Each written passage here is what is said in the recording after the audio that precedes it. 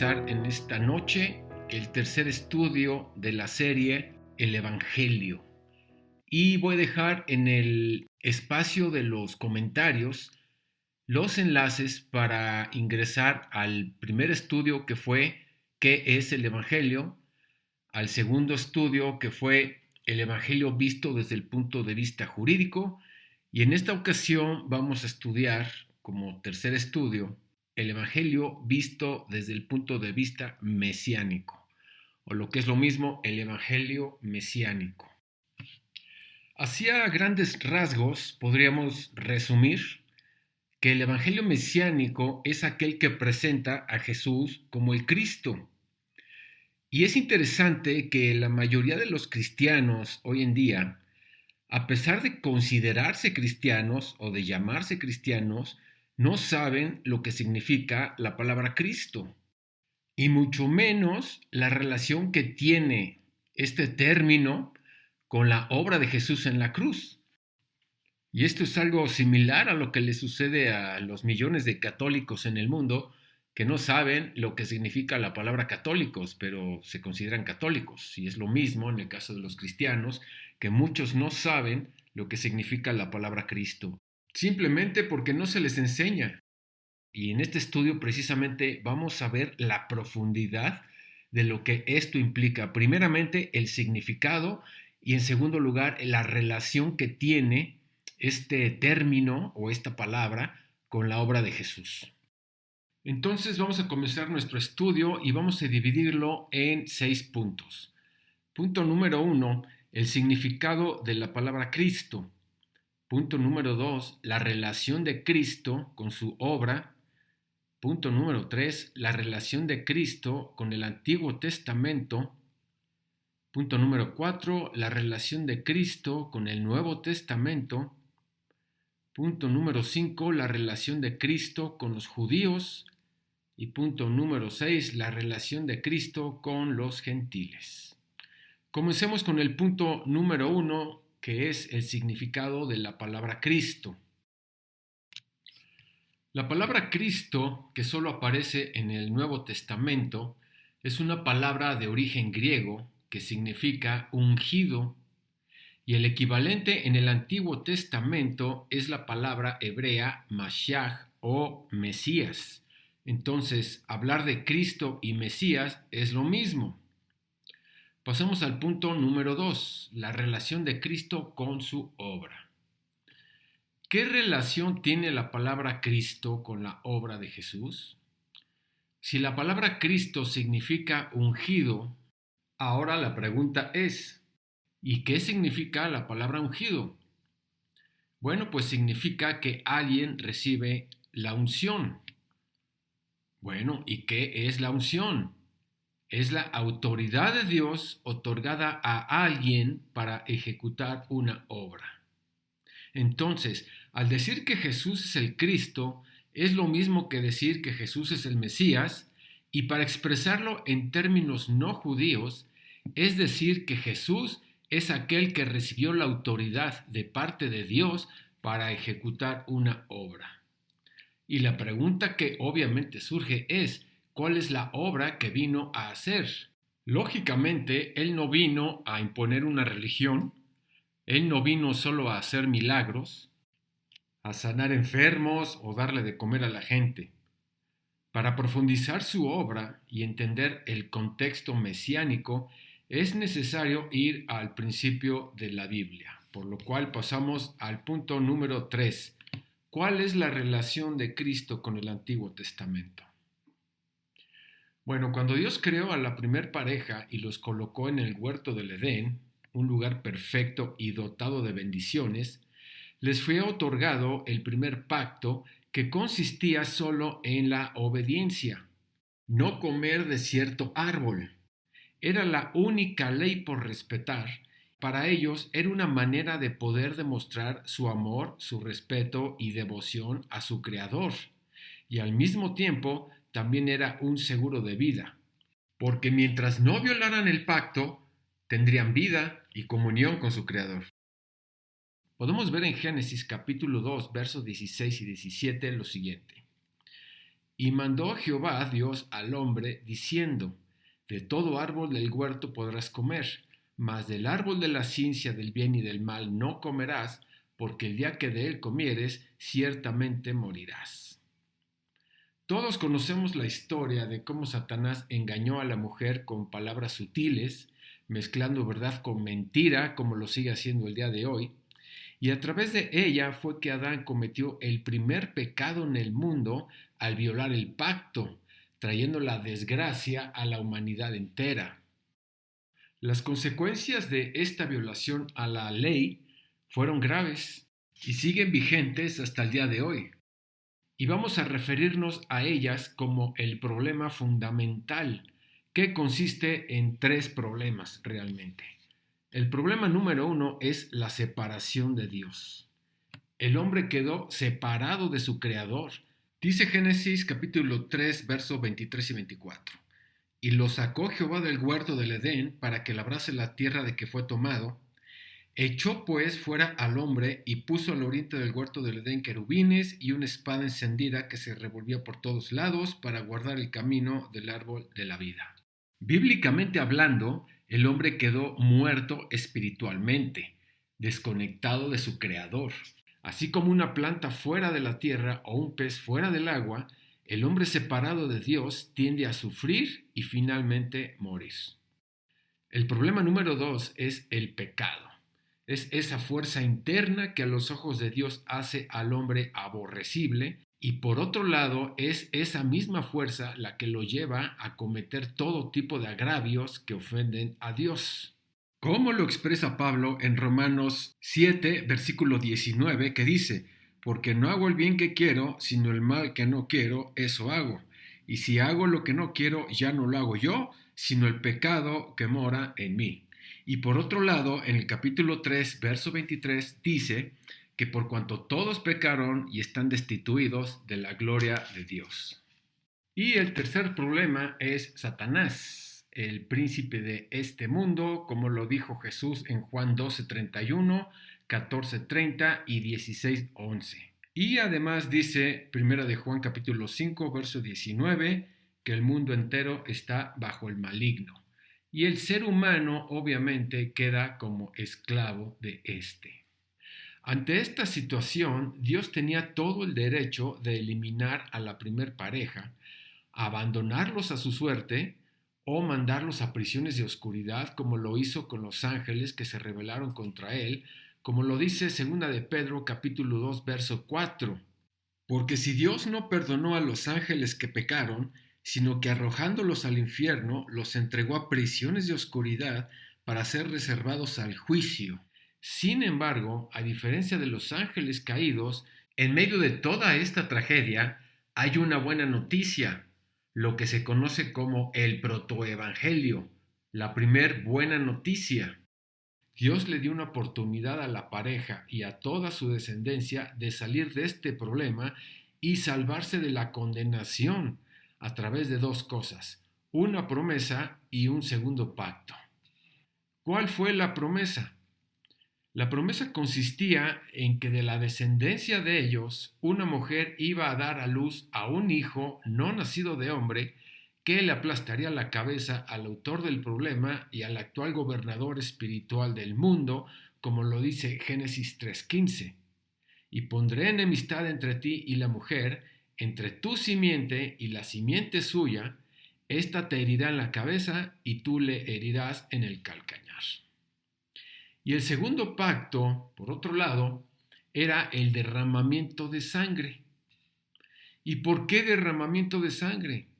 Bueno, pues la ley divina dicta en Romanos 6:23 que la paga del pecado es muerte. Y Levítico 17:11 dice que la vida está en la sangre. Por lo tanto, Dios, que es un juez justo, debe aplicar su justicia sobre el pecado. Tiene que haber derramamiento de sangre. Entonces, en su gracia y misericordia, Dios mata animales inocentes en sustitución de la primer pareja, y al vestirlos de las pieles de estos animales, teológicamente Dios los estaba cubriendo de su justicia, como lo vemos en Génesis 3:21. Y Jehová Dios hizo al hombre y a su mujer túnicas de pieles y los vistió.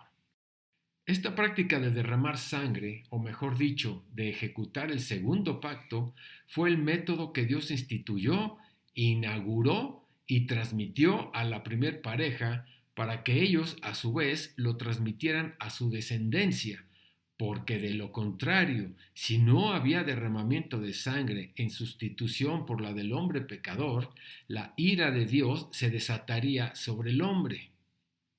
La segunda celebración de este pacto registrado en la Biblia la vemos con Caín y Abel en Génesis 4. Podemos ver que los hombres que Dios utilizó en el Antiguo Testamento era porque ellos celebraban este pacto de sangre y por esa razón Dios podía tratar y relacionarse con ellos como lo hizo con Noé, con Abraham, con Isaac, con Jacob, con Moisés, etc. Con el tiempo, cuando Dios levantó a Israel como nación, Dios le dio las leyes morales, las leyes civiles y las leyes ceremoniales en las cuales en estas últimas estaba detallado todo el proceso para el indispensable derramamiento de sangre que Dios demandaba para que pudiera tratar al pueblo de Israel, ya que Dios tenía planeado que de este pueblo vendría el Mesías o el Cristo o el Hijo de la Virgen que le aplastaría la cabeza a Satanás, cumpliéndose la promesa de Génesis 3:15, en la que además vendría a resolver el problema del pecado y la separación.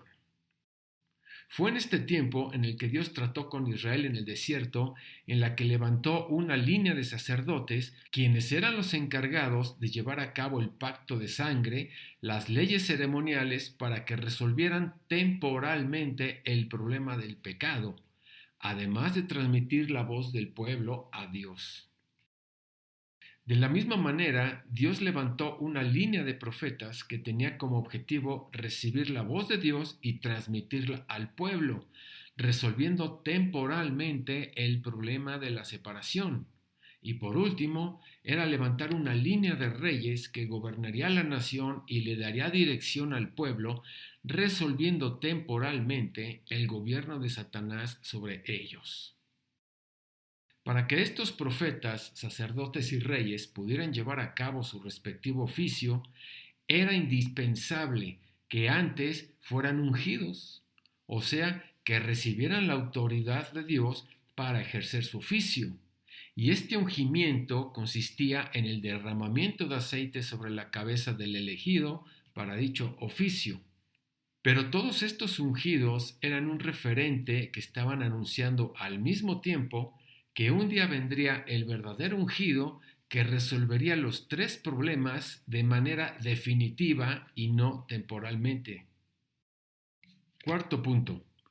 La relación de Cristo con el Nuevo Testamento. En Mateo 16:13 vemos que Jesús le pregunta a sus discípulos primeramente qué dice la gente de él y podemos observar varias respuestas. De la misma manera, si hoy en día le preguntamos a las personas para ti, ¿quién es Jesús? Podemos escuchar una infinidad de respuestas.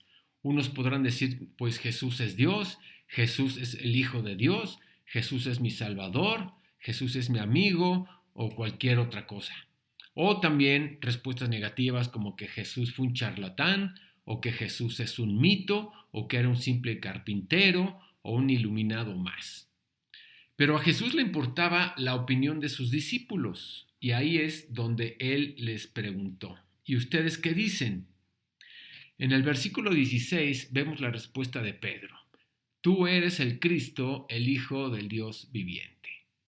La respuesta de Jesús es contundente. Bienaventurado, Pedro, porque no te lo reveló carne ni sangre, sino mi Padre que está en los cielos. Lo que observamos aquí es que la respuesta de Pedro fue la correcta. Jesús no lo corrigió. Al contrario, lo bendijo al llamarle bienaventurado. Y esta respuesta fue la correcta simplemente porque fue una revelación del Padre. Y todo lo que viene del cielo es perfecto, eterno, verdadero y radical. Aquí vemos claramente los resultados que trae el entendimiento de la identidad de Jesús, porque la palabra bienaventurado significa doblemente dichoso, gozoso, feliz, bendecido, con dirección. Podríamos decir que esta es la descripción del estado interno de todo verdadero convertido. Ahora es importante notar que Jesús continúa diciendo acerca de la confesión de Pedro, que la iglesia debe ser fundada sobre esta declaración, sobre Jesús el Cristo, y además esto le da atributos a la iglesia, como autoridad sobre la tierra, conexión con el cielo y poder sobre el infierno. En otras palabras, es el estado interno de una iglesia. Ahora, cuando Pedro le dijo a Jesús, tú eres el Cristo, el Hijo del Dios viviente, en realidad lo que le dijo fue, tú eres el profeta verdadero, el sacerdote verdadero y el rey verdadero. Jesús, el ungido, con toda la autoridad de Dios, vino a cumplir los tres oficios. ¿Y por qué los tres oficios? Porque el problema fundamental es triple. A continuación vamos a ver un esquema que nos va a mostrar la obra de Jesús como el Cristo. Cuando Jesús como el Cristo vino a esta tierra, primeramente como el sacerdote, fue para ofrecer sangre por el pecado no solo de su pueblo, sino por toda la humanidad. Pero no con sangre de animales, sino con su propia sangre, lo suficientemente valioso para resolver de una vez y para siempre el problema del pecado. Una vez que se resuelve el problema del pecado, que era como una pared que nos separaba de Dios, ya que a sus ojos nos hacía aborrecibles, Jesús como el profeta verdadero nos une al Padre y nos transmite su voluntad, resolviendo para siempre el problema de la separación. Y para completar su obra, Jesús como el Rey verdadero vino a aplastarle la cabeza al diablo y a quitarle los derechos legales sobre sus hijos, resolviendo para siempre el problema de Satanás. En resumen, cuando Jesucristo vino como el sacerdote verdadero, vino a hacer un pago, como lo vemos en Hebreos 9:12, y no por sangre de machos cabríos ni de becerros, sino por su propia sangre. Entró una vez para siempre en el lugar santísimo, habiendo obtenido eterna redención. Cuando Jesucristo vino como el profeta verdadero, una vez resuelto el problema del pecado, vino a abrir un nuevo camino al Padre, como también lo vemos en Hebreos 10, 19 y 20. Así que, hermanos, teniendo libertad para entrar en el lugar santísimo por la sangre de Jesucristo, por el camino nuevo y vivo que Él nos abrió a través del velo, esto es, de su carne. Cuando Jesucristo vino como Rey verdadero, vino a derrotar a Satanás, como lo vemos en 1 de Juan capítulo 3, verso 8, en su segunda parte, que dice, para esto apareció el Hijo de Dios, para deshacer las obras del diablo.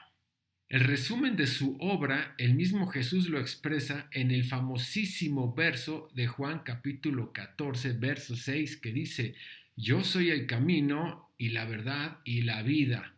Cuando Él dice, yo soy el camino, es porque Él resolvió el problema de la separación. Cuando Él dice, yo soy la verdad, Él venció al padre de mentira, a Satanás.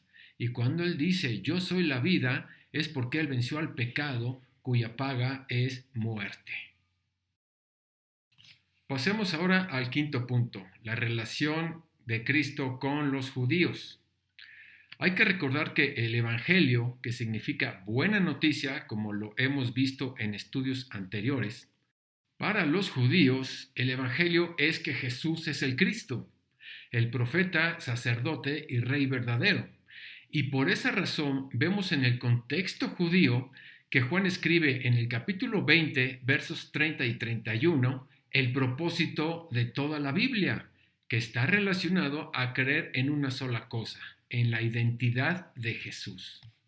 Dice Juan 20, 30 y 31, hizo además Jesús muchas otras señales en presencia de sus discípulos, las cuales no están escritas en este libro, pero estas se han escrito para que creáis que Jesús es el Cristo, el Hijo de Dios, y para que creyendo tengáis vida en su nombre. Y precisamente Este es el tema central que Pablo predicó a los judíos en cada una de las sinagogas a las que asistía, como lo podemos ver en varios pasajes del libro de Hechos. Hechos 9:20. Enseguida predicaba a Cristo en las sinagogas, diciendo que éste era el Hijo de Dios. Hechos 9:22. Pero Saulo mucho más se esforzaba y confundía a los judíos que moraban en Damasco, demostrando que Jesús era el Cristo. Hechos 17:3. Declarando y exponiendo por medio de las Escrituras que era necesario que el Cristo padeciese y resucitase de los muertos, y que Jesús, a quien yo os anuncio, decía él, es el Cristo. En Hechos 18:5 dice, y cuando Silas y Timoteo vinieron de Macedonia, Pablo estaba entregado por entero a la predicación de la palabra, testificando a los judíos que Jesús era el Cristo. Hechos 19:4. Y dijo Pablo, Juan bautizó con bautismo de arrepentimiento, diciendo al pueblo que creyesen en aquel que vendría después de él, esto es, Jesús el Cristo. De la misma manera podemos ver a Felipe en Hechos 8:5. Entonces Felipe, descendiendo a la ciudad de Samaria, les predicaba a Cristo. Y también vemos a Apolos en Hechos 18:28 que dice, porque con gran vehemencia refutaba públicamente a los judíos, demostrando por las Escrituras que Jesús era el Cristo. Y finalmente vemos a Pedro en Hechos 2:36, cuando pronunció el primer discurso en la historia, en la fiesta de Pentecostés, el cual culmina de la siguiente manera.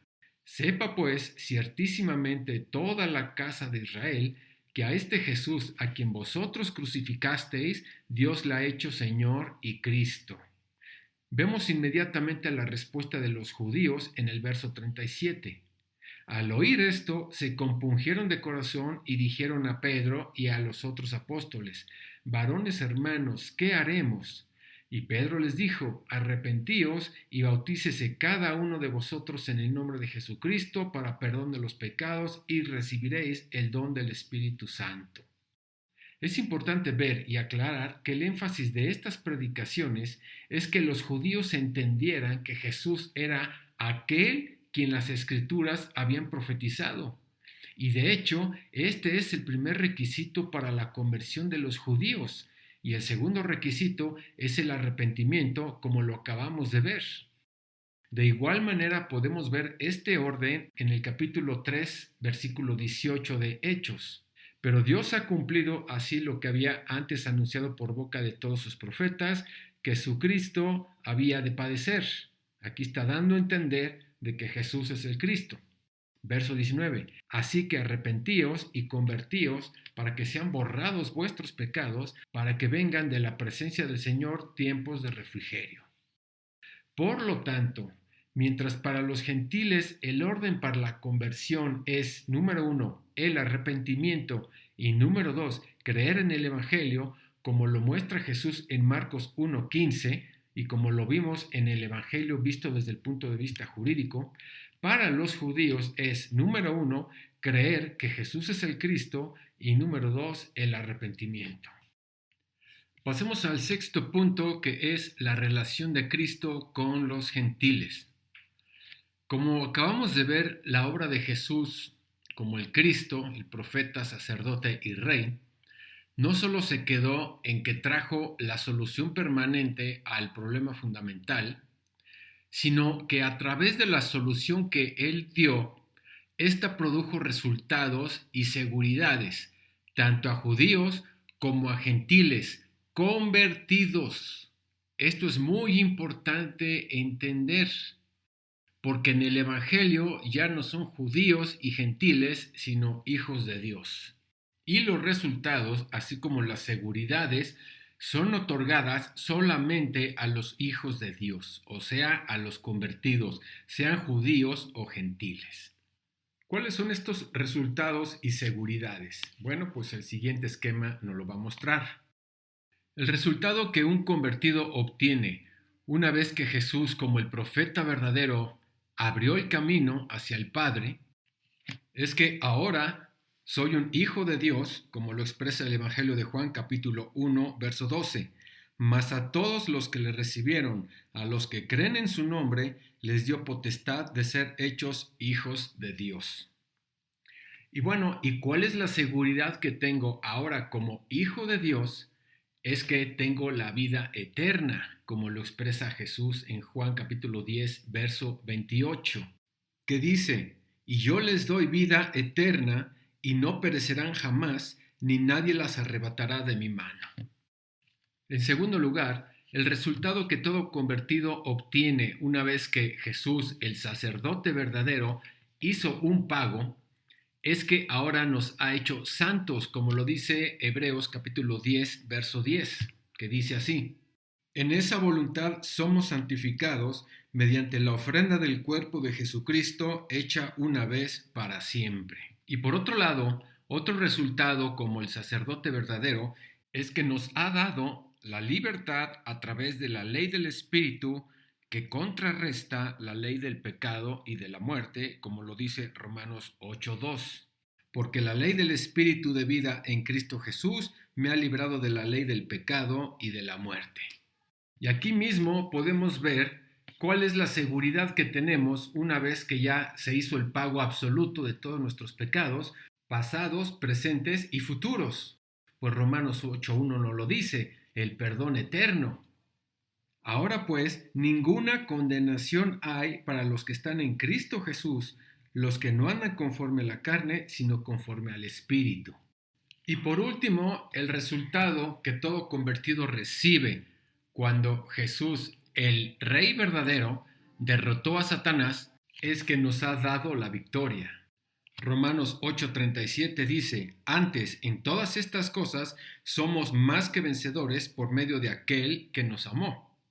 ¿Y cuál es la seguridad que tenemos una vez que ya tenemos la victoria? Pues es que tenemos poder sobre las tinieblas, como lo dice Lucas 10:19. He aquí os doy potestad de hollar serpientes y escorpiones y sobre toda fuerza del enemigo, y nada os dañará. Este es todo el espectro del Evangelio visto desde el punto de vista mesiánico, que como pudimos ver abarca toda la Biblia, su aspecto profético, su aspecto ceremonial, etc. Y para concluir este estudio, es muy importante entender que la gran comisión que nos dio Jesús, que es ir y predicar el Evangelio y hacer discípulos, en estos dos mandamientos aplican los dos evangelios, tanto el evangelio visto desde el punto de vista jurídico como para el evangelio visto desde el punto de vista mesiánico. ¿Por qué? Porque para la conversión del mundo gentil, o sea, el primer mandamiento, ir y predicar el evangelio, es importantísimo, como lo vimos en el estudio anterior, que hay que predicarle al inconverso de pecado, justicia y juicio, o sea, hablarles desde el punto de vista jurídico. Y una vez que una persona se convierte, el siguiente paso es el discipulado, que es con todo el contenido mesiánico, ya que éste conecta con toda la Biblia, el cual le va a dar entendimiento de su nueva identidad y de su nueva autoridad a todo hijo de Dios, sea judío o gentil.